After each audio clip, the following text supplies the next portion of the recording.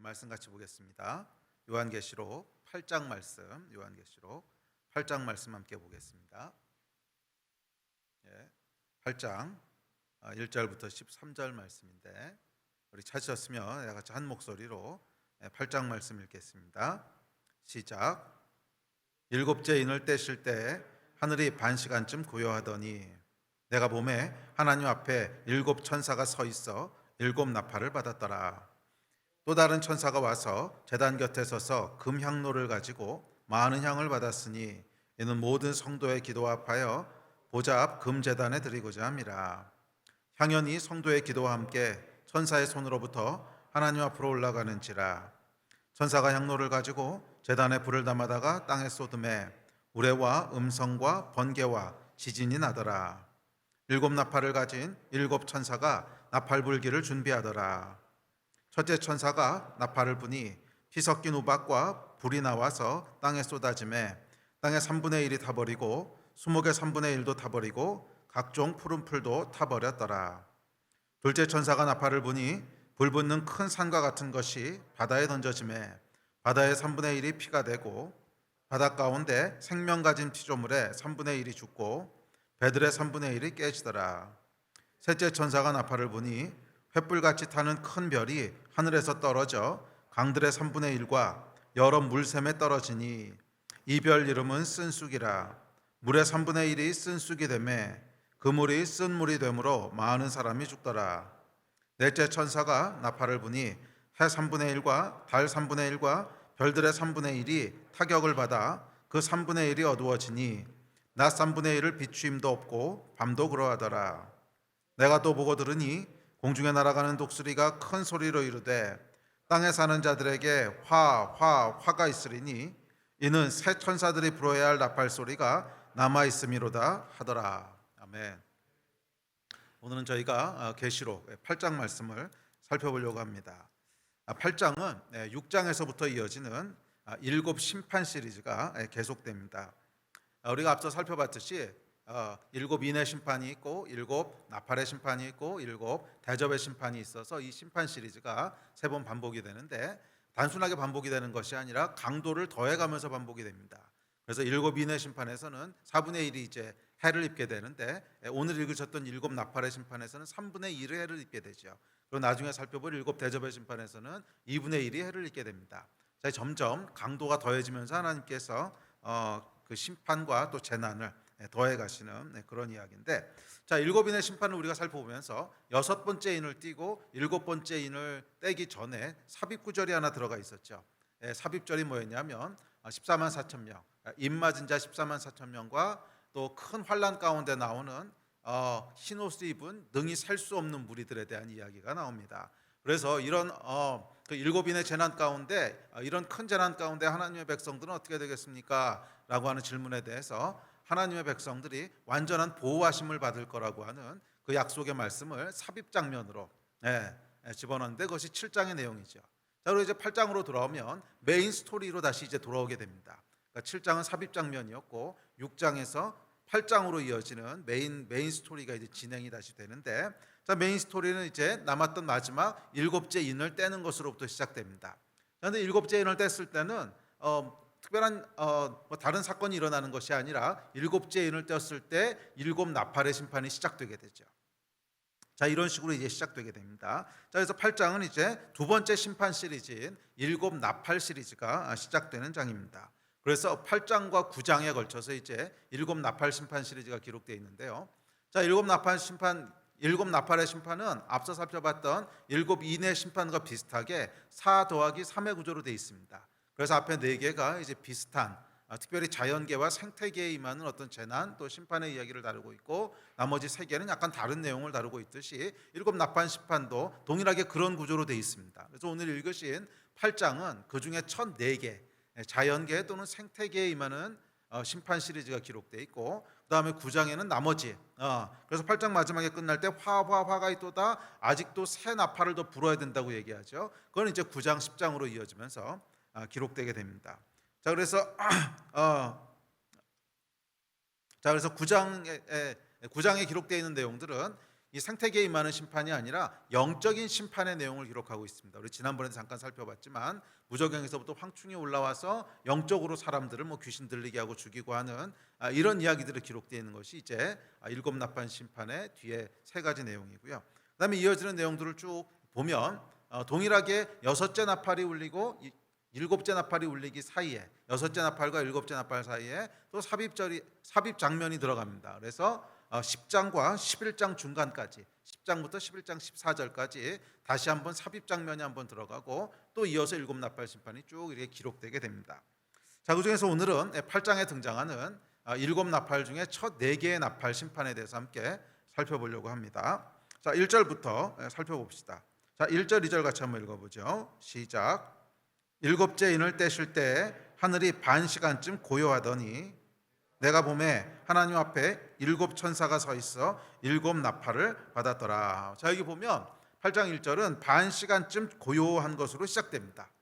하나님의 고요의 시간이라는 게 있어요. 고요의 시간이라는 게 있는데 이것은 재난도 일어나지 않고 심판도 일어나지 않고 그냥 고요하게 느껴지는 시간이에요. 자, 이것을 이해하기 위해서는 하나님의 의가 무엇인가 또는 심판이 무엇인가 하는 것을 좀 이해해야 되는데, 하여간 고요의 시간이라고 하는 건 뭐냐면 하나님의 직접적인 어떤 역사가 없는 것처럼 느껴지는 시간이에요. 그래서 고요의 시간이 될 수도 있고 또 하나님께서 아무것도 하지 않으시는 것처럼 느껴지는 그런 시간으로, 이제 그런 시간을 우리가 고요의 시간이라고 이야기합니다. 그래서 이 시간은 뭐냐면 분명히 불의가 행해지는 것이 보이는데 하나님께서 심판하지 않으시는 것처럼 보이고, 분명히 악이 행해지는 것 같이 보이는데 하나님께서 그 악을 그냥 허용하시는 것처럼 보이는 그런 고요의 시간. 자, 그러니까 이 계시록에서 지금 일곱 인, 일곱 나팔, 일곱 대접 계속 뭔가 심판이 일어나는데 이 심판의 의미가 뭐라는 거예요? 하나님이 이 땅의 일에 개입하시는 것이 곧 심판이라는 거예요. 하나님이 이 땅에 개입하시는 것이 곧 심판이라는 거예요. 자, 그래서 아니 개입하시는 것이 꼭 심판으로만 개입하셔야 되나? 하나님은 좋은 일로 개입하시면 안 되나? 이렇게 의문을 품을 수 있는데, 그래서 심판이 무엇인가 또는 하나님의 의가 무엇인가 하는 것을 먼저 좀 이해할 필요가 있습니다. 자, 하나님은 어떤 분이시냐면 사랑의 하나님이시지만 동시에 공의의 하나님 또는 의의 하나님이십니다. 자, 히브리어로 의에 해당하는 단어는 두 가지가 있는데 체데크와 미시파트라고 하는 단어예요. 예전에도 제가 한번 강의한 적이 있었는데, 자, 체데크와 미시파트가 다 의라고 하는 단어인데, 자, 체데크란 무슨 뜻이냐면 원래 창조주가 창조한 질서 안에서 바른 관계에 놓여 있는 것을 체데크라 그래요. 그것을 의라 그래요. 자, 그러니까 하나님의 의는 뭐냐면 하나님이 원래 창조하신 그 방식, 하나님이 창조하신 질서 속에 놓여 있는 것이 의롭다는 거예요. 자, 예를 들어서 물고기가 의롭다 하는 건 무슨 뜻이냐면 물속에 있는 게 의로운 거예요. 그래서 근데 왜냐하면 그게 하나님이 창조하신 질서거든요. 물고기는 물속에서 살도록 그렇게 질서를 정해 놓으셨기 때문에 그 안에 있는 것이 의예요. 반대로 물고기가 잡혀서 자기 의지와 상관없이 물 밖으로 나오는 건 좀 다른 거겠지만, 물고기가 스스로의 의지에 의해서 나는 물 밖에서 살래 이러고 나왔다. 이게 불의라는 거예요. 자, 그러니까 의냐 불의냐 하는 것은 사람들이 생각하듯이 꼭 윤리적인 개념만은 아니에요. 창조주의 질서 안에 있는 것이 의고 창조주의 질서에서 벗어나 있는 것이 불의예요. 자, 두 번째는 미시파트라고 하는 단어가 있는데, 미시파트는 무슨 뜻이냐면 법적인 용어로 공평하게 하다 이런 뜻이에요.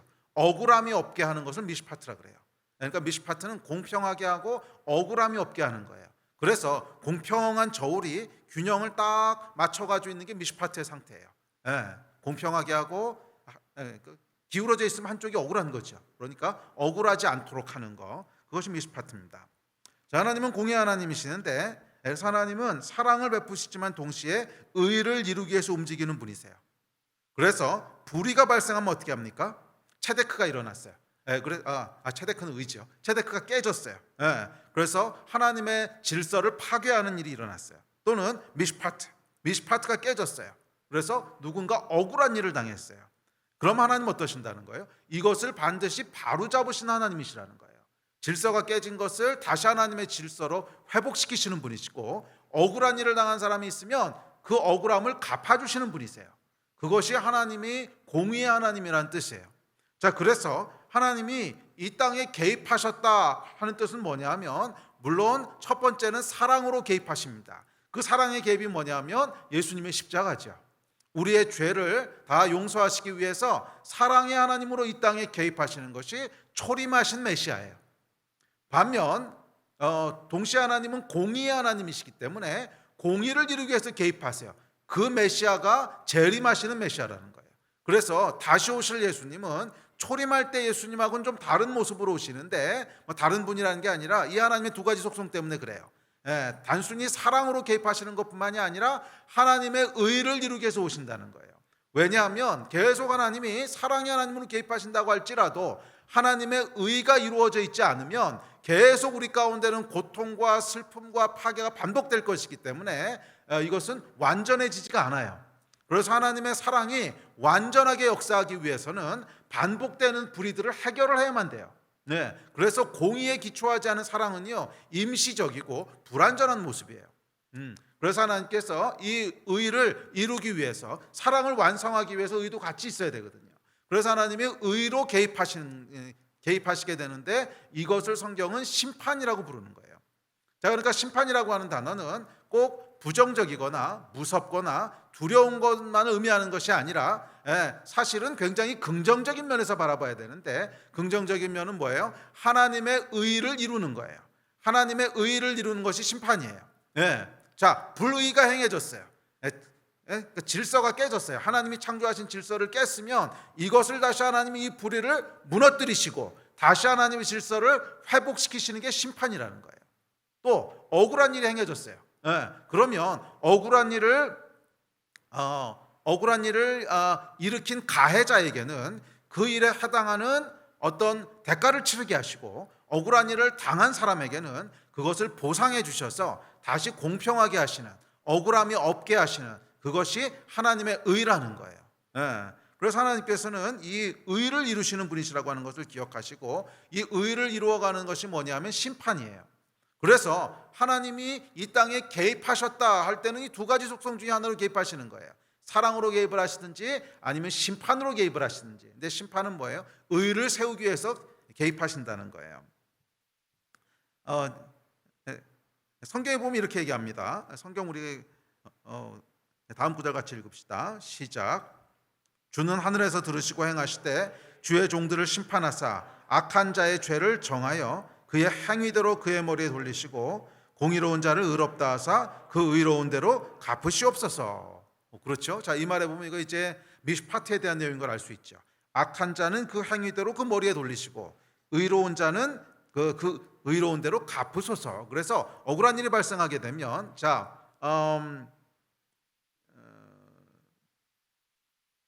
주의 종들을 심판하사. 자, 심판이라고 하는 게 뭐예요? 의를 세우는 과정이라 그랬죠.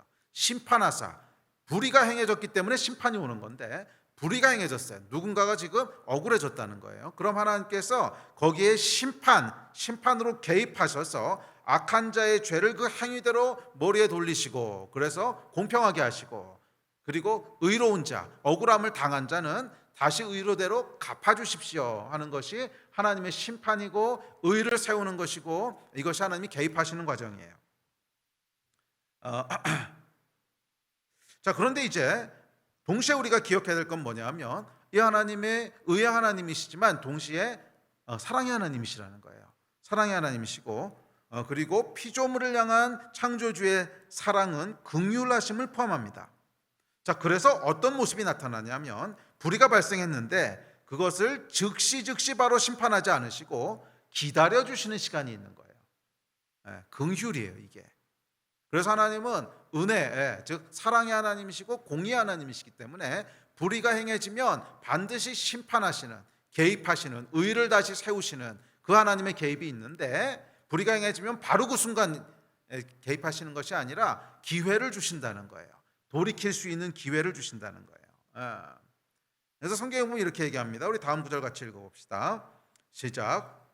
주의 약속은 어떤 이들이 더디다고 생각하는 것 같이 더딘 것이 아니라 오직 주께서는 너희를 대하여 오래 참으사 아무도 멸망하지 아니하고 다 회개하기에 이르기를 원하시느니라.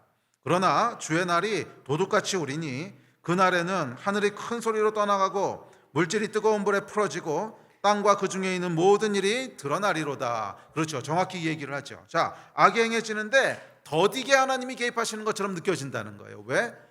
아무도 멸망치 않고 회개하고 다 돌아오기를 하나님 기다리신다는 거예요. 이게 창조주 하나님의 마음이라는 거예요. 그래서 하나님은 긍휼의 하나님이시기 때문에 기회를 주세요. 돌이킬 기회를 주시고 또 성도들에게는 이 이해할 수 없는 시간을 통해서 더 성숙함에 이르게 하시고 하는 이런 여러 가지 하나님의 섭리적인 목적을 위해서 또 사랑으로 말미암아 기다려주시는 시간이 있다는 거예요. 이것이 1절에서 얘기하는 반시간, 고요한 시간이에요. 아무 일도 일어나지 않는, 분명히 심판이 막 휘몰아치는 것 같은데 잠깐 뭔가 멈춰있는 것 같은, 심판이 집행되지 않는 것 같은 반시간의 그런 고요의 시간이 끼어들게 되는 거죠. 자, 그런데 기억해야 될 것은 이 고요의 시간은 무한정 계속되는 것은 아니에요. 이 사람들이 고요의 시간이 길어지다 보면 심판이 없다고 생각하게 돼요. 하나님께서 의를 세우시지 않는다고 착각하게 되고 의가 무엇인지에 대해서도 오해해요. 그러나 계시록이 이야기하는 진리는 그렇지 않다는 거예요. 이 고요의 시간은 얼마예요? 반시간뿐이라는 거예요. 그렇게 긴 시간이 아닌 반시간뿐이라는 거예요. 그래서 방금 읽으신 그 말씀에 보면, 베드로후서 말씀에 보면 주의 심판이 더디다고 사람들이 생각한다는 거예요. 주의 약속이 더디다고 생각한다는 거예요. 아니 저 악한들을 저 악인들을 왜 가만히 두시지? 과연 하나님이 정말 계실까? 의심하고 혼란스러워합니다. 그러나 주의 약속은 어떤 이들이 더디다고 생각하는 것 같이 더디지 않다는 거예요. 고요의 시간을 주시는 것은 오래 참으사 아무도 멸망하지 않고 다 회개하기에 이르기를 원하시기 때문이라는 거예요. 그러나 동시에 주의 날, 심판의 날은 도둑같이 임한다는 거예요. 우리가 생각하는 것보다 훨씬 빠르고 급하게 온다는 거예요. 그것이 1절이 말하고 있는 반시간의 의미입니다. 반시간의 의미예요. 반시간이라고 하는 것이 여러분 참 애매한 시간이죠. 뭐 아주 짧은 시간은 아니지만 그렇다고 해서 긴 시간도 아니에요. 그냥 하면 지나가는 시간이잖아요. 그래서 뭐 즉각 하나님께서 심판을 행하시는 것은 아니지만 우리가 생각하는 것보다 훨씬 더 급하고 빠르게 심판이 임한다는 거예요. 그래서 이 하나님의 심판을 더디다고 생각하지 말라는 거예요. 그리고 고요의 시간이 있다고 해서 이상하게 생각하지 말라는 거예요.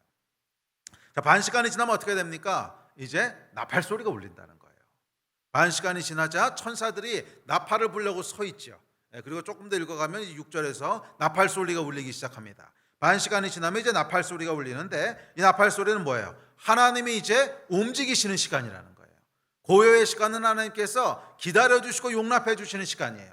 회개하고 돌아올 수 있는 기회를 주시기 위해서 비록 불의가 행해졌지만 아무도 멸망치 않고 회개하고 돌아오기를 하는 원하셔서 움직이시지 않고 기다리시는 시간이었다면 나팔 소리가 울리는 시간이 온다는 거예요. 나팔 소리가 울리는 시간이 오는데 이 시간은 하나님께서 움직이시는 시간을 알립니다. 의를 이루시기 위해서, 미시파트, 억울함을 갚아주시기 위해서 여호와께서 움직이시기 시작한다는 거예요. 나팔 소리. 나팔 소리는 여러분 경고의 소리입니다. 나팔 소리는 전쟁을 알리는 소리예요. 고대의 나팔 소리는 전쟁 소리였어요. 뿌하고 울리면 적이 쳐들어오거나 아니면 우리가 지금 전진해 나가거나 전쟁이 시작된다는 거예요. 전쟁을 알리는 나팔 소리가 울리기 시작합니다. 그러니까 이 8장에서 기록되어 있는 나팔 소리의 의미는 뭐냐면 불의한 자들에게 들으라는 거예요. 불의한 자들아 들어라. 전쟁이 시작됐다. 여호와께서 전진해 오신다. 의를 이루시기 위해서, 억울함을 갚으시기 위해서 주께서 전진해 오신다. 불의한 자들아 긴장해라. 그날에는 하늘이 큰 소리로 떠나가고 물질이 뜨거운 불에 풀어지고 땅과 그 중에 있는 모든 일이 드러나리로다. 할렐루야. 이게 여러분 나팔 소리예요. 그래서 계시록 8장은요 고요의 시간이 끝나고 울리는 나팔 소리에 대한 이야기입니다. 여호와의 심판이 시작됐다는 거예요. 여호와의 심판이 시작됐다는 것을 알리는 거예요. 이제 하나님께서 움직이시기 시작한다는 거예요. 이제 하나님께서 더 적극적으로 이 땅에 개입하시기 시작한다는 거예요. 그것이 나팔 소리입니다. 자, 그러므로 이 나팔 소리와 함께 시작되는 7 나팔의 심판의 본질은 여호와 하나님께서 본격적으로 개입하신다는 거예요. 본격적으로 개입하신다. 고요의 시간이 끝났다는 거예요. 더 이상 침묵하며 기다리지 않으시고 이제 하나님께서 이 땅의 불의함에 본격적이고 적극적으로 개입하시기 시작한 것입니다. 전쟁 나팔 소리와 함께 여호와께서 전진해 오시는 거예요. 불의함이 지배하는 세상 속으로 전쟁을 행하시면서 불의함을 무너뜨리시면서 불의함을 소멸시키시면서 전진에 들어오시는 것, 이것이 나팔소리입니다. 그래서 이것은 일곱 인의 심판하고는 약간 결이 달라요. 일곱 인의 심판은 여러분 뭐였냐면 하나님께서 적극적으로 전진에 들어오신다기보다는 그동안 하나님께서 베푸셨던 보호하시는 은혜의 장막들이 있었는데 그것을 거두어 가신다는 의미였어요. 예. 그래서 하나님이 그동안 이 세상이 그래도 안전하게 살 수 있고 그래도 보호받을 수 있도록 일반 은총이라 그러죠. 일반 은총적으로 보호하시는 그 하나님 보호하심이 있었는데 그 보호하심을 거둬 가시는 거예요. 예.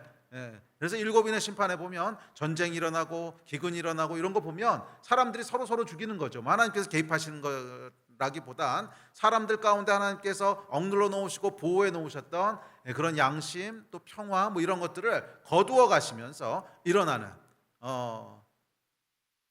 그래서 어떻게 보면 하나님의 약간 소극적인 재앙, 소극적인 심판이었다면 일곱 나팔 심판은 이제 결이 달라요.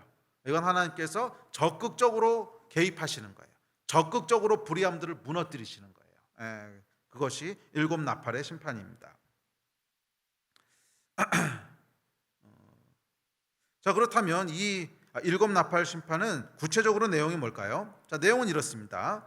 첫 나팔이 울리자 어떻게 됩니까? 피 섞인 우박과 불이 하늘에서 쏟아져서 땅의 3분의 1, 수목의 3분의 1, 이로 푸른 풀이 다 타버립니다. 자, 둘째 나팔이 울리자 어떻게 됩니까? 불타는 큰 산이 바다에 떨어져서 바다 생물의 3분의 1이 죽고 배들의 3분의 1이 깨져버립니다. 자, 셋째 나팔이 울립니다. 횃불같이 타는 큰 별이 하늘에서 떨어져서 강들, 그리고 우리가 마시는 물의 3분의 1이 쓴 물이 되어버리고 그 결과 많은 사람이 죽습니다. 자, 넷째 나팔이 울리자 해 3분의 1, 달 3분의 1, 별들의 3분의 1이 어두워집니다. 자, 이것이 이제 네 번째 나팔까지의 내용이죠. 자, 그렇다면 이게 구체적으로 도대체 무슨 의미일까요? 구체적으로 무엇을 의미할까요? 계시록을 읽다 본 사람들이 이 내용이 구체적으로 무엇인지를 궁금해합니다. 그래서 뭐 여러 가지로 해석을 합니다. 이게 바다에 떨어지는 불타는 큰 산이 뭘까? 혹시 소행성이 지구하고 충돌하는 거 아닌가? 뭐 이렇게 이제 해석하는 사람들도 있고, 또 횃불같이 타는 큰 별이 뭐야? 혹시 핵전쟁? 그러니까 그 물이 쓴물이 돼가지고 사람들이 죽지. 큰 불이 떨어졌는데 물이 쓴물이 됐어. 이거 혹시 핵전쟁으로 인해서 방사능 오염이 되는 거 아니야? 그래서 사람들이 오염된 물을 먹고 많은 사람이 죽는 거 아니야? 뭐 이렇게 해석하기도 합니다. 또 뭐 해가 어두워지고 달이 어두워지고 별이 어두워지고 이건 또 뭐냐? 뭐 해만 어두워졌다 그러면 태양에 이상이 생겼나 보다 그러는데 태양과 별과 달이 똑같이 3분의 1씩 어두워지는 거 보니까 이것은 태양과 달과 별의 문제가 아니고 지구에서 일어나는 문제 같은데, 그러면 환경 오염이 혹시 일어나 가지고서 뿌옇게, 지금도 그렇잖아요 여러분, 이 미세먼지 많은 날엔 뿌옇가지고 태양이 잘 안 보이듯이 그것이 심해져 가지고서 뭐 빛들을 다 가리는 거 아니야? 하여간 뭐 여러 가지로 해석을 합니다. 여러 가지로 해석을 하는데, 자, 결론부터 말씀드리면 구체적인 내용이 뭔지는 잘 모른다는 거예요. 이거는 여러분 그냥 이 내용이 이렇다 하는 걸 알고 계셔야지 이것을 자꾸 이렇게 실제로 뭘 거야라고 뭐 상상해 보는 건 괜찮아요. 상상해 보는 거. 근데 그걸 믿으시면 안 돼요. 그렇게 일어날 수 있지만 다르게 일어날 수도 있기 때문에 이게 여러분 예언의 중요한 속성입니다. 예언은 여러분 성취되기 전까지는 정확히 몰라요. 대충 우리가 이럴 거다라고 추측은 해볼 수 있지만 성취되기 전까지는 정확히 몰라요. 그래서 예언은 그 예언의 내용이 무엇인지를, 예언이 무엇이라고 말하고 있는지 그 내용 자체를 정확히 알고 있는 것이 중요하지, 그 내용이 이럴 거야 저럴 거야 자꾸 해석하려고 그러지 말라는 거예요. 그거 해석하다 보면 실수하게 돼요. 그러니까 이 계시록을 우리가 계시록을 연구하고 공부하면서 많은 사람들이 실수하는 함정이 그거예요. 이걸 자꾸 해석하려고 그러는 거예요. 자꾸 해석해서 실제로 이건 이거고 저건 저거고 횃불 같은 큰 산은 이거고 저건 저거 자꾸 해석하다 보니까 자꾸 실수를 저지르는 거예요.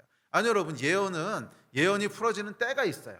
그 때가 되기 전까지는 그냥 가능성으로 놔둬야지 그것을 못 박으면 안 돼요. 그냥 그렇게 될 수 있지 않을까 뭐 이것까지는 괜찮은데, 그것이 뭐 굳어지면 안 돼요. 자, 그래서 계시록에 나오는 이 내용들도 정확히 뭔지는 우리 아직 몰라요. 아직 예언이 이루어지지 않았으니까. 그러나 이 예언이 실제로 이루어지게 되면 모든 사람이 이견 없이 동의하게 될 거예요. 모든 사람이 이견 없이 동의하게, 이거는 계시록에 예언되어 있던 그 예언이야. 모든 사람이 이견 없이 그래서 그런 면에서 보면 어쩌면 이 예언들이 우리가 생각하는 것보다 훨씬 문자적일 수도 있어요. 이견 없이 동의하려면 뭐 내용은 뭐 실제로 뭐 핵전쟁이 될지 무슨 소행성이 될지 모르겠지만 그 모양을 보면 이 성경에서 디스크라이브했던 그 내용이 정말 똑같이 그렇게 묘사가 되네, 이렇게 느껴지지 않겠어요? 그래야 이견 없이 사람들이 알 테니까. 그래서 아마 우리가 생각하는 것보다 문자적일 수 있는데, 그래도 우리가 이것이 무엇인지에 대해서는 계속 열어놔야 돼요. 계속 열어놔야 되고 못 박지 말아야 됩니다. 자, 그래서 이 계시록에 나와 있는 심판의 내용들을 읽어볼 때 중요한 것은 뭐냐면 그것이 무엇인지를 못 박는 것이 아니라 이 심판의 목적이 뭐고 이 심판의 의미가 뭔지를 이해해서 오늘 나의 삶에 적용하는 것이 중요합니다. 오늘 나의 삶에 적용하는 것이 중요해요. 예. 자, 그래서 보면 이 첫 네 개의 심판은요, 구체적으로 어떤 모양으로 성취될지는 잘 모르겠지만 여하튼 땅과 바다와 물과 하늘에 임하는 심판이에요. 땅과 바다와 물과 하늘, 이게 뭐예요? 온 세상이라는 뜻이죠. 그러니까 온 세상에 임하는 심판이라고 하는 것이 분명합니다. 땅의 먹거리와 푸른 환경들, 바다의 식물들, 마실 물, 그리고 하늘의 별들이 전부 다 이렇게 됐으면 환경이라든지 에너지라든지 심각한 위기가 오겠죠. 자, 그래서 이 온 세상의 자원들, 온 세상의 자연들, 또는 우리가 필요로 하는 자원들, 물이라든지 식량이라든지 에너지라든지 그런 자원들이 약간 심각하게 파괴된다는 거예요. 자, 그것이 8장에 등장하는 첫 4개 나팔의 심판입니다. 자, 9장에 등장하는 나머지 3개는 좀 다른 내용이에요. 자, 그런데 이 심판의 내용을 보면 구약에서 떠오르는 장면 혹시 있지 않으세요?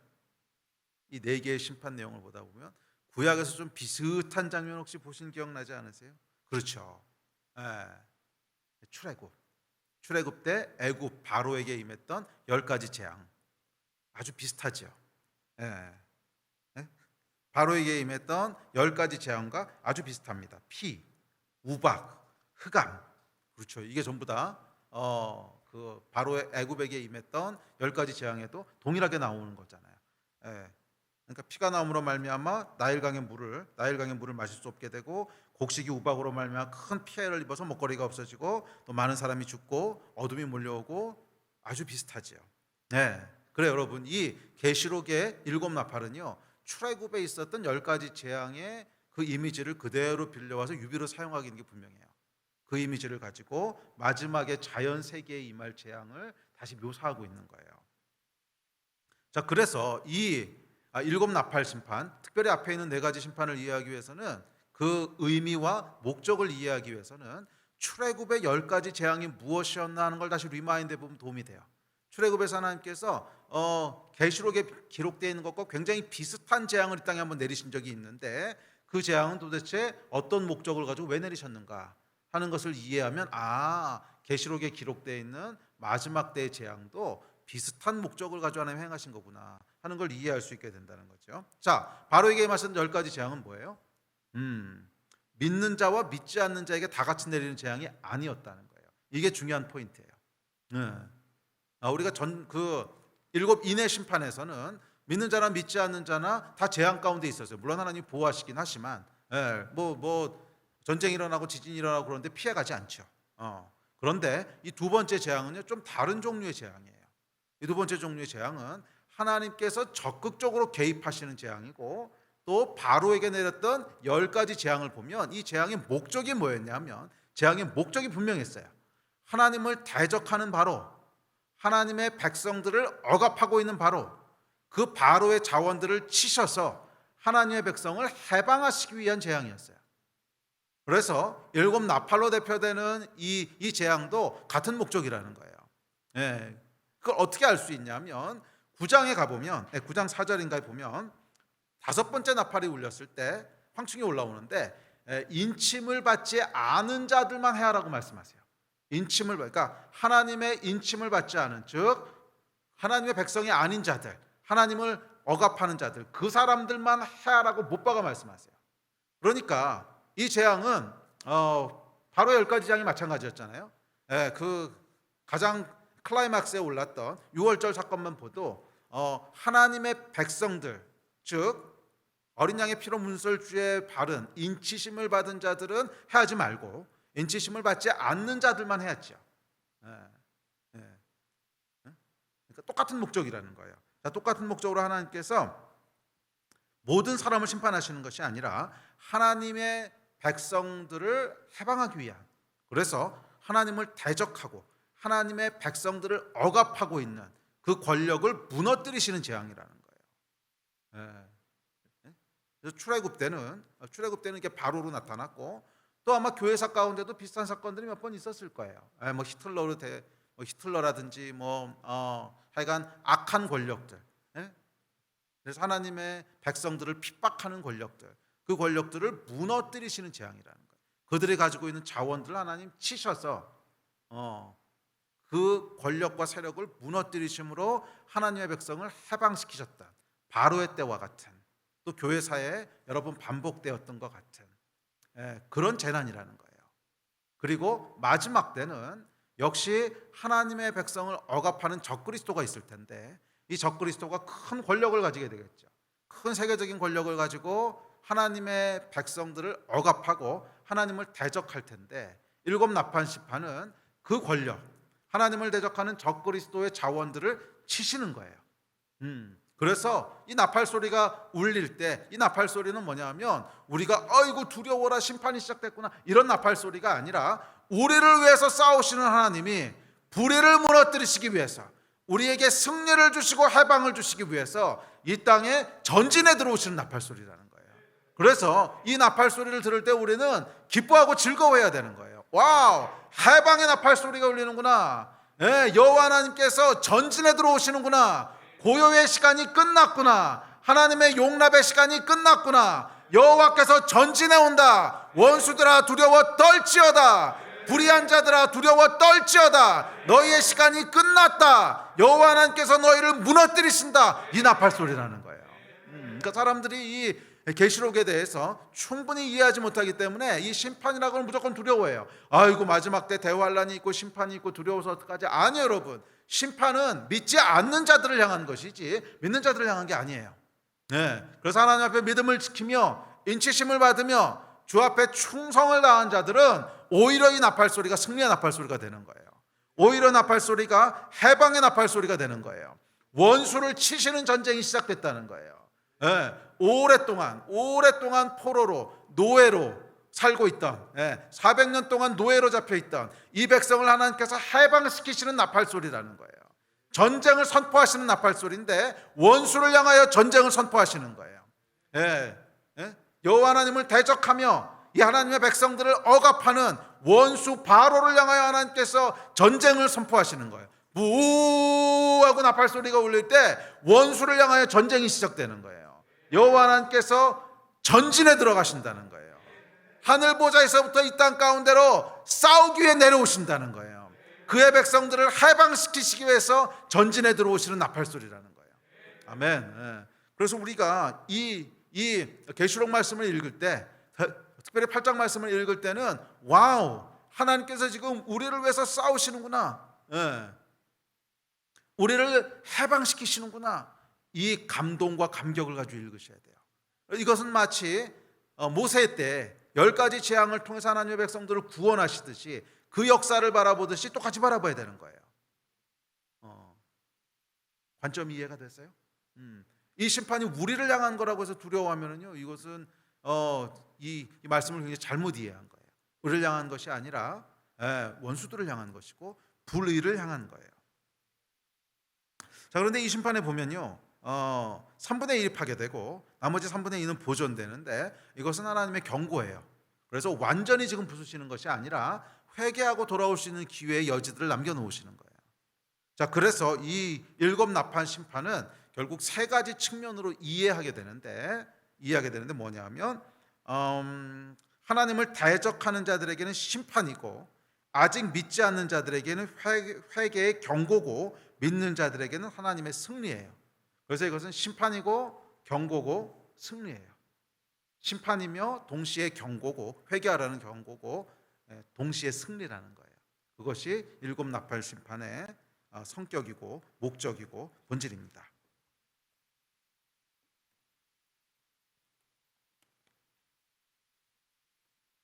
자, 일곱 나팔 심판은 바로부터 시작해서 이제 마지막 때 적그리스도까지 교회 역사 전체를 통해 나타나는 하나님을 대적하고 또 하나님의 백성을 억압하는 존재를 치시는 그런 하나님의 심판입니다. 자, 그들이 가진 자원을 치심으로 그 권력을 무너뜨리시는 하나님의 의예요. 예, 그래서 하나님의 질서를 세우시고 억울함을 풀어주시는 하나님의 의. 자, 이게 일곱 나팔 심판의 본질입니다. 나팔 소리와 함께 여호와께서 전진해 오세요. 원수를 쳐서 무너뜨리시는 전쟁의 주께서 여호와께서 일어나시는 거예요. 전쟁을 알리는 나팔 소리, 승리를 알리는 나팔 소리. 이제 이 나팔 소리와 함께 원수의 진이 무너질 것입니다. 나팔 소리가 울릴 때 우리는 억압에서 벗어나 승리의 함성을 지르게 될 것입니다. 이 나팔 소리는 우리를 두렵게 하는 재앙의 소리가 아니라 원수를 떨게 하는 승리의 소리입니다. 그래서 나팔 소리가 울릴 때 두려워하지 마십시오. 그것은 고요의 시간, 불의가 허용되는 용납의 시간이 끝났음을 알리는 소리입니다. 더 이상 불의가 서지 못할 것입니다. 이제 하나님이 움직이시기 시작하십니다. 이제 하나님께서 진격해 들어오십니다. 나의 삶 속에 불의가 용납되지 않을 것입니다. 여호와의 질서가 회복될 것입니다. 우리 사회 속에 더 이상 불의가 판치지 못할 것입니다. 여호와께서 불의한 세력을 쳐서 무너뜨리실 것입니다. 이게 나팔 소리예요. 할렐루야. 그럼 우리가 기도할 때 주님, 고요의 시간이 끝나게 해주십시오. 주여, 의로운 주님께서, 심판의 주께서 이 땅 가운데로 진격해 들어오십시오. 그래서 불의한 세력들을 무너뜨리시고 하나님의 질서를 다시 세우십시오. 그래서 억울한 일들을 끝내시고 우리 하나님의 공의를 다시 이루십시오. 이게 우리의 기도해야 되는 거예요. 아멘. 자, 그래서 세 번째로 이 심판이 그러면 어떻게 시작되는가? 기도로 시작된다는 거예요. 자, 3절부터 6절 우리 같이 한번 읽읍시다. 3, 4, 5, 6입니다. 시작. 또 다른 천사가 와서 제단 곁에 서서 금향로를 가지고 많은 향을 받았으니 이는 모든 성도의 기도와 합하여 보좌 앞 금제단에 드리고자 함이라. 향연이 성도의 기도와 함께 천사의 손으로부터 하나님 앞으로 올라가는지라. 천사가 향로를 가지고 제단에 불을 담아다가 땅에 쏟음에 우레와 음성과 번개와 지진이 나더라. 일곱 나팔을 가진 일곱 천사가 나팔 불기를 준비하더라. 아멘. 자, 이 심판이 어떻게 시작돼요? 성도들의 기도로 시작됩니다. 아니, 시작되는 것이 아니라 성도들의 기도의 결과예요. 성도들의 기도의 결과 심판이 시작됩니다. 자, 우리가 앞서 계시록 5장을 할 때 금대접에 담긴 향을 성도들의 기도라고 했죠. 자, 성도들의 기도가 천사들의 금향로에 담겨서 하나님 앞에 향과 함께 올라갑니다.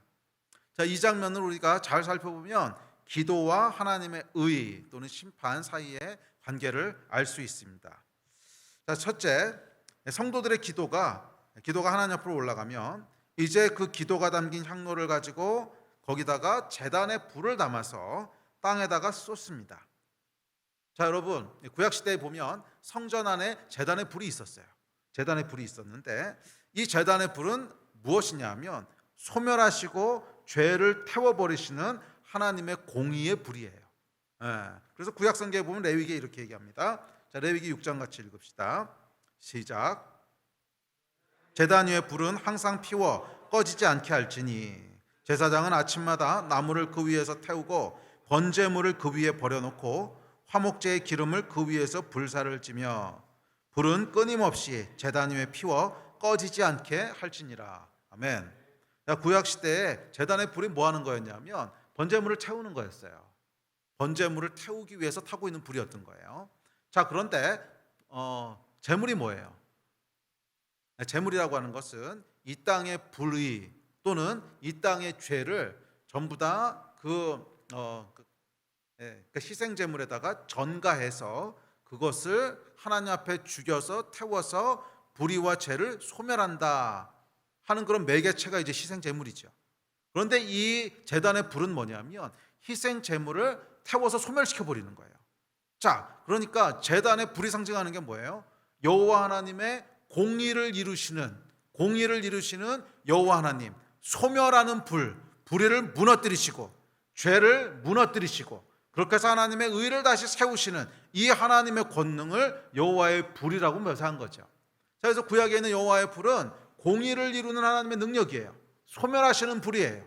불의를 무너뜨리시는 능력이고 죄를 정결케 하시는 불이에요. 자, 그런데 계시록에 보면 뭐가 일어나는 거예요? 성도들이 기도했더니 이 제단의 불이 그 향로와 합해서 땅에 쏟아 부어진다는 거예요. 자, 이것이 무엇을 묘사하는 거예요? 성도들의 기도가 하나님의 의를 이루시는 적극적인 하나님의 어떤 액션을 일으켰다는 거예요. 성도들의 기도의 결과 이 땅의 불의를 무너뜨리시고 이 땅의 죄를 소멸하시는 그 하나님의 공의의 능력이 이 땅 가운데 부어지기 시작했다는 거예요. 그래서 차데크, 하나님의 질서에서 벗어난 그 불의를 소멸하시고, 미시파트, 억울한 것을 보복하시고 보상하셔서 공평하게 하신 하나님의 의, 그 의가 이루어지는 것이 바로 심판인데, 이 심판을 상징적으로 보여주는 것이 제단의 불이죠. 자, 제단의 불이 땅에 쏟아집니다. 뭐예요? 심판이 시작된다는 거예요. 의를 바로잡는 일이 시작된다는 거예요. 고요의 시간이 끝나고 의를 세우기 위해서 하나님이 움직이시고 하나님이 개입하시기 시작한다는 거예요. 그래서 고요의 시간이 끝나고 뭐예요? 소멸의 시간이 시작된다는 거예요. 뭐가 소멸됩니까? 불의가 소멸되는 거예요. 뭐가 소멸됩니까? 죄가 소멸되는 거예요. 그래서 이것은 일곱 인의 심판하고는 계속 얘기하지만 결이 좀 달라요. 일곱 인의 심판은 하나님께서 그냥 보호하시던 것들을 슬쩍 걷어가셔서 인간의 죄악들이 아무 필터 없이 막 나타나게 되면서 서로 죽이고 살인하고 빼앗고 하는 이런 재난이었다면, 여기서는 좀 달라요. 하나님께서 적극적으로 소멸하는 불로 이 땅 가운데 임하시는 거예요. 불의를 무너뜨리시는, 마치 바로에게 10가지 재앙을 퍼부으셔서, 초자연적인 하나님의 하늘로부터 내리는 재앙을 퍼부으셔서 그의 권력을 무너뜨리시고 억압됐던 하나님의 백성을 해방하시듯이, 그렇게 하나님께서 이 땅 가운데 개입하시는 거예요. 소멸하는 불로. 아멘. 자, 그런데 이 제단의 불, 소멸하는 불이 언제 땅에 쏟아져요? 언제 땅에 쏟아 부어집니까? 성도들의 기도가 담긴 향로가 하나님께 올라갈 때, 성도들의 기도가 담긴 향로가 하나님께 올라갈 때, 바로 그때 이 향로에 제단의 불이 합쳐져서 땅에 쏟아지는 거예요. 5절 6절 다시 봅시다. 시작. 천사가 향로를 가지고 제단에 불을 담아다가 땅에 쏟음에 우레와 음성과 번개와 지진이 났더라. 7 나팔을 가진 7 천사가 나팔 불기를 준비하더라. 자, 그리고 이 향로가 부어지자 바로 7 천사가 나팔을 불기 시작한다는 거예요. 이 나팔이 뭐죠? 심판이 시작됐다는 나팔. 이 나팔이 뭐죠? 전쟁이 시작됐다는 나팔. 여호와 하나님께서 전진에 들어오신다는, 여호와 하나님께서 움직이시기 시작했다는, 원수들에게 선전을 포고하는, 전쟁을 포고하는 그 나팔이 울리기 시작하는데, 언제? 성도들의 기도가 하나님 앞에 올라가서 그 기도가 제단의 불과 함께 이 땅에 쏟아부어질 때, 그때 하나님의 심판이 시작된다는 거예요. 그때 하나님의 의가 이루어지기 시작한다는 거예요. 아멘. 그러므로 여러분, 기도는요 하나님의 의를 이루게 합니다. 기도는 하나님의 의를 이루게, 아니 사실은 기도의 본질은 하나님의 의를 이루는 거예요. 모든 기도는 결국 궁극적으로 하나님의 의를 이루는 거예요. 아니 목사님, 그래도 우리의 그 일용할 양식을 구하는 것도 있잖아요. 우리의 필요를 구하는 기도도 있지 않습니까? 그게 사실 하나님의 의예요. 하나님의 차데크는 뭐예요? 우리가 부족함이 없는 거예요. 병 낫기 위해서 기도하는 건요? 그렇죠. 하나님의 의예요. 하나님의 차데크는 뭐냐면, 질서는 우리가 건강한 거예요. 원래 하나님은 우리가 건강하도록 만드셨고 건강하기를 원하셨고, 그게 하나님이 정하신 질서예요. 그래서 사실은 우리가 우리의 일용할 필요들을 구하는 기도, 공급하심을 구하는 기도, 치유를 위한 기도, 사실은 이게 다 뭐예요? 차데크를 이루어가는, 하나님의 의를 이루어가는 기도라는 거예요. 개인적인 차원에서. 그리고 조금 더 공동체적인 차원에서는 나라와 민족을 위해서, 우리 사회를 위해서, 또 선교를 위해서 기도하는 게 다 뭐예요? 하나님의 원래 질서와 계획들이 이루어지기를 위해서 구하는 거잖아요. 그래서 기도의 본질은 결국 뭐냐면 하나님의 의를 이루어가는 거예요. 차데크를 이루어가는 것이거나 미슈파트를 이루어가는 거예요. 또 우리가 기도하다 보면 억울함을 호소하는 기도가 있죠. 다윗의 기도에 많이 나오는데 억울함을 호소하는 기도들 있죠. 하나님, 이거는 공의롭지 않습니다. 이건 억울합니다. 이건 뭐예요? 미슈파트를 호소하는 기도죠. 그래서 기도의 본질은요 하나님의 의를 이루어가는 거예요. 그래서 하나님의 의를 이루어가는 것이 아닌 기도는 결국 응답받지 못한다 그랬어요. 야고보서 4장에 보면 뭐라고 해서 4장 3절에 보면 정욕을 쓰라고 잘못 구했다 그랬죠. 하늘의 뜻이 이 땅에 이루어지이다. 하나님이 원하시는 그 차데크, 하나님의 질서를 향해서 부르짖는 것이 기도의 본질이에요. 그래서 하나님의 질서, 의를 부르짖지 않는 기도는 결국 응답받지 못한다 그랬어요. 기도가 아니라는 뜻이에요. 그러니까 기도가 심판을 가져오는가, 물론 맞는 말인데 사실은 조금 더 깊게 얘기하면 기도의 본질 자체가 심판이에요. 기도의 본질 자체가 의를 이루는 거라는 거예요. 기도의 본질 자체가 의를 이루는 거예요. 체데크를 이루든지 미슈파트를 이루든지, 억울함을 균형 있게 하든지, 아니면 하나님의 질서를 회복하든지. 그래서 성경에 보면 이렇게 얘기합니다. 우리 다음 구절 읽읍시다. 시작. 큰 소리로 불러 이르되 거룩하고 참되신 대주제여, 땅에 거하는 자들을 심판하여 우리 피를 갚아주지 아니하시기를 어느 때까지 하시려 하나이까 하니. 이게 뭐예요? 미슈파트를 구하는 거죠. 또 다음 절 시작. 나는 사랑하나 그들은 도리어 나를 대적하니 나는 기도할 뿐이라. 이게 다윗이 했던 기도인데, 이 억울한 힘을 당했어요. 불의가 지금 발생했어요. 의가 깨졌어요. 그랬더니 다윗이 뭐라 그러냐면 기도할 뿐이라는 거예요. 자, 불의가 발생하면 기도한다는 거예요. 불의가 발생하면 기도한다는 거예요. 왜? 기도의 본질은 의를 이루는 거거든. 의를 이루는 것은 여러분, 우리의 힘과 혈이 아니에요. 우리가 힘을 가지고 의를 이루어가고, 우리가 힘을 가지고 이것을 무너뜨려서 바로 세우고 이러는 것이 아니라, 의를 이루는 것은 기도라는 거예요. 기도가 의를 이루는 본질이라는 거예요. 그래서 다윗이 불의가 발생했어요. 나는 사랑하나 그들은 오히려 나를 대적하니. 뭔가 억울한 일이 발생하고 질서가 깨졌어요. 그랬을 때 나는 기도할 뿐이라. 나는 기도할 뿐이라. 왜? 이 기도가 뭐예요?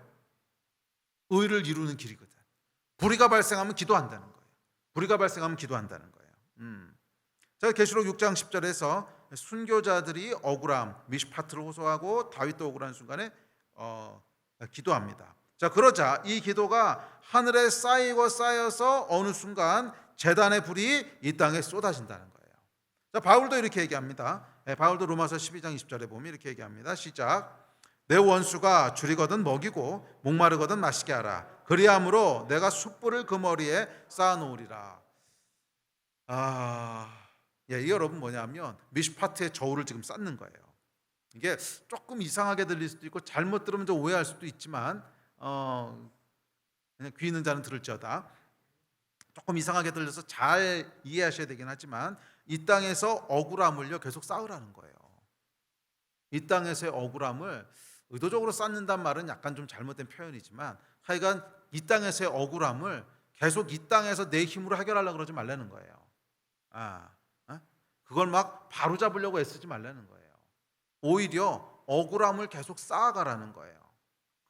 그럼 어떻게 된다는 거예요? 그게 원수의 머리에 숯불을 쌓는 거라는 거예요.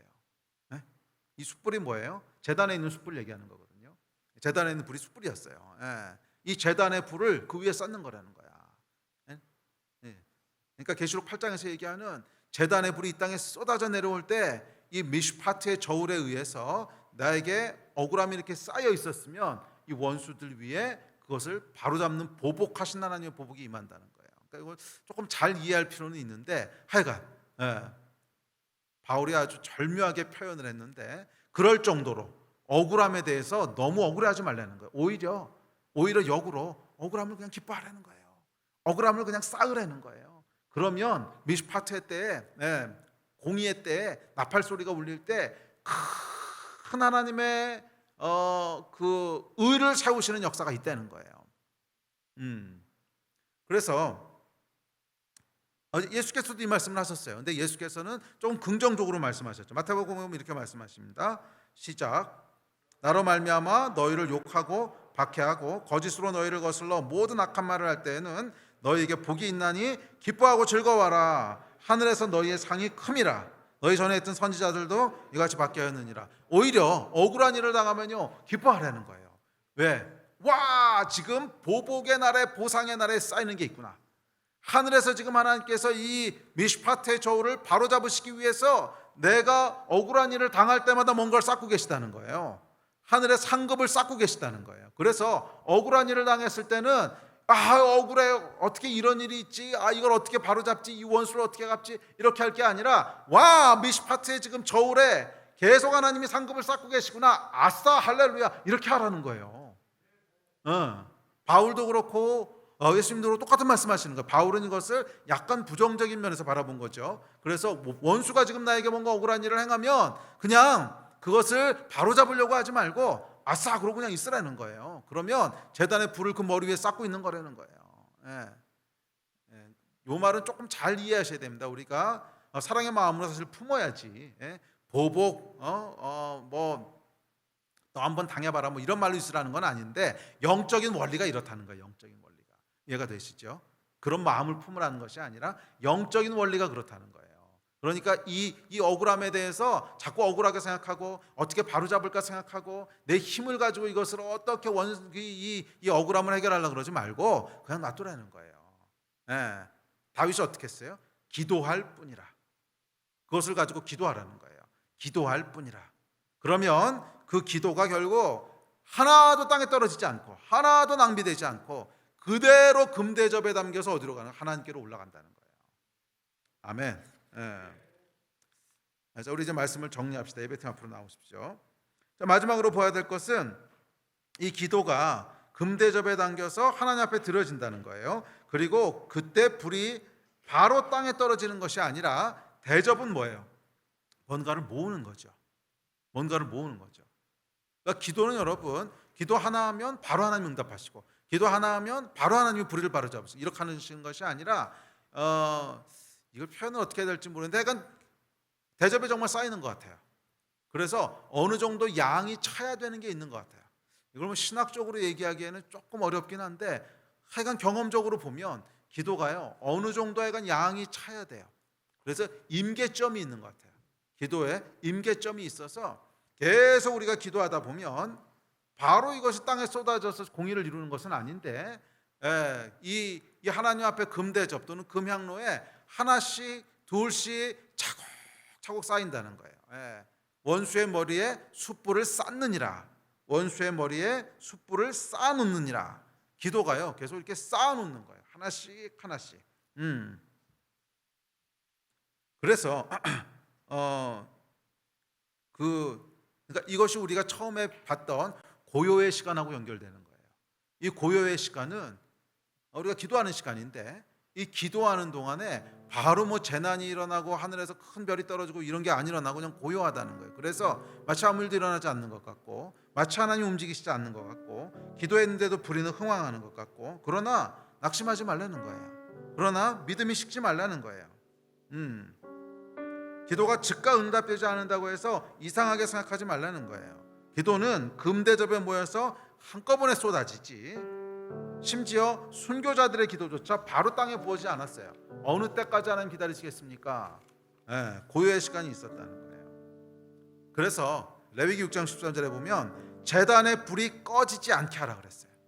제단의 불이 꺼지지 않게 하라 그랬어요. 낙심하지 말고 기도하라는 거예요. 낙심하지 말고 계속 기도하기를 멈추지 말라는 거예요. 하나님의 의를 이루기 위해서 구하라는 거예요. 이번에 코로나 시대를 지나면서 뭐 교회가 약간 억울한 일들을 좀 당했습니다.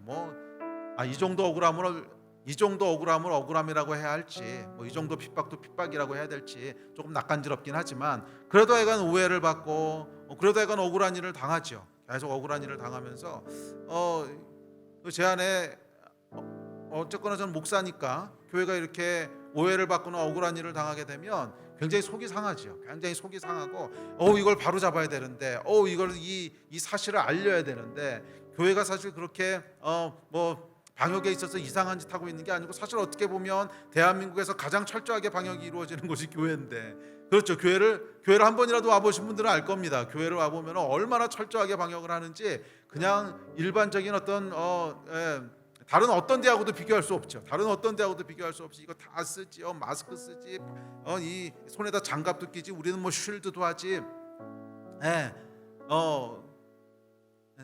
이제 그렇거든요. 그리고 실제로 질본에서 발표한 올해 초에 얘기했던 통계 자료를 보면 예배를 통해서 감염된 예는 아직까지 한 건도 안 나왔거든요. 그러니까 뭐 소그룹 모임하고 이러다 감염된 예는 물론 있지만 예배를 통해서 감염된 예는 정말 한 건도 안 나왔어요. 그런데 사람들은 예배 드리면 막 이상한 일이 벌어지는 줄 알아요. 막 이 안에서 마스크 다 벗고 침 튀어가면서 막 그러는 줄 아는데 아니죠. 우리 마스크 다 쓰고 있고 이것도 다 하고 있고, 그리고 가장 중요한 건 질본 통계에 보면 아직까지 예배에서 감염된 일 한 건도 없고, 그러니까 막 이거 설명하고 싶어요. 설명하고 싶고 어떨 때는 억울하고 도대체 누가 뒤에서 장난치는 거야? 막 이런 생각이 들다가 근데 기도하면 이 마음을 주세요. 그냥 억울함을 쌓아라. 억울함을 더 쌓아라 더. 그러니까 이게 마치 화를 땡기는 거하고 똑같아요. 화를 많이 땡기면은 뒤에 가서 보상도 더 크다는 거예요. 결국 하나님께서 공의를 이루시는 날이 올 텐데 그때는 억울함을 쌓은 것만큼 큰 보답을 받게 되는 거죠. 자, 그러므로 여러분, 이것을 바로잡으려고 우리 힘을 쓰는 것이 아니라, 불의가 일어났을 땐 뭐예요? 기도하는 거예요. 억울함이 일어났을 땐 뭐예요? 기도하는 거예요.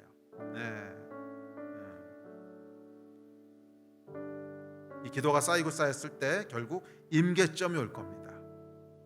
임계점이 왔을 때 7 나팔을 든 천사들이 그 앞에 설 것이고 나팔을 불기 시작할 거예요. 첫째 나팔을 불고, 둘째 나팔을 불고, 셋째 나팔을 불고 나팔을 불기 시작할 거예요. 그리고 그때 여호와 하나님께서 이 땅에 개입하시기 시작할 겁니다. 소멸하시는 하나님, 불의를 무너뜨리시는 하나님, 바로의 강한 규를 꺾으시는 하나님께서 이 땅에 전진해 들어오실 것입니다. 그날이 심판의 날이며 그날이 동시에 구원의 날이 될 것입니다. 그래서 이것은 믿는 자들에게 소망이고 영광입니다. 그러면 여러분, 기도하기를 쉬지 맙시다. 불의가 일어났다면, 내 개인적인 삶의 불의가 일어나던, 우리 사회의 불의가 일어나던, 불의가 일어났다면 기도하기를 쉬지 맙시다. 나는 기도할 뿐이라 다윗이 고백했듯이 기도하기를 쉬지 맙시다. 억울한 일을 당했다면 기도하기를 쉬지 맙시다. 기도는 여러분, 금대접에 계속 쌓이는 거예요. 금대접에 계속 쌓이는 거예요. 그리고 때가 되었을 때, 시간이 되었을 때, 고요의 시간이 끝나고 나팔 소리가 울리는 그 시간, 소멸의 시간, 전쟁의 시간, 여호와께서 전진해 들어오시는 그 시간이 임했을 때 나팔 소리가 울리기 시작할 겁니다. 할렐루야.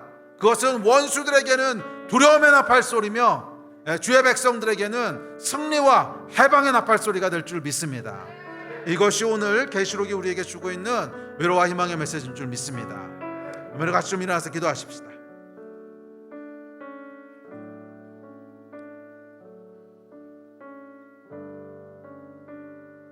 혹시 오랫동안 기도했지만 기도가 응답되지 못하고 있다고 느끼시는 분이 있습니까?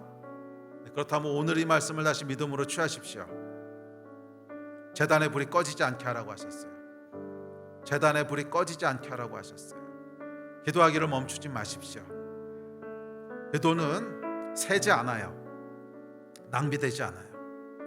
금대접에 다 쌓이고 있고, 그것이 임계치에 다다랐을 때 반드시 이 땅에 쏟아부어지는 나팔 소리가 울리는 날이 오게 되어 있습니다. 그러면 여러분, 우리 다시 한번 기도합시다. 기도할 때 하나님께서 우리의 기도를 들으시고 이 땅에 의를 이루실 것입니다. 이 땅에 의를 이루실 날을 계획하고 계십니다. 천사들에게 나팔을 주셔서 나팔 불 날을 준비하고 계십니다.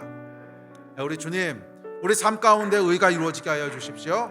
이 땅에 의가 이루어지게 하여 주십시오. 주의 백성들을 승리케 하시고 해방시키신 하나님의 의가 이루어지게 하여 주십시오. 주님, 이 땅에 하나님을 대적하는 모든 교만한 불의들이 무너지게 하여 주십시오. 이 땅에 하나님의 백성들을 핍박하는 모든 바로의 권세들이 무너지게 하여 주십시오. 이 일을 가지고 우리 함께 좀 합심해서 주님 앞에 기도하며 나아갑시다. 기도하시겠습니다. 주여,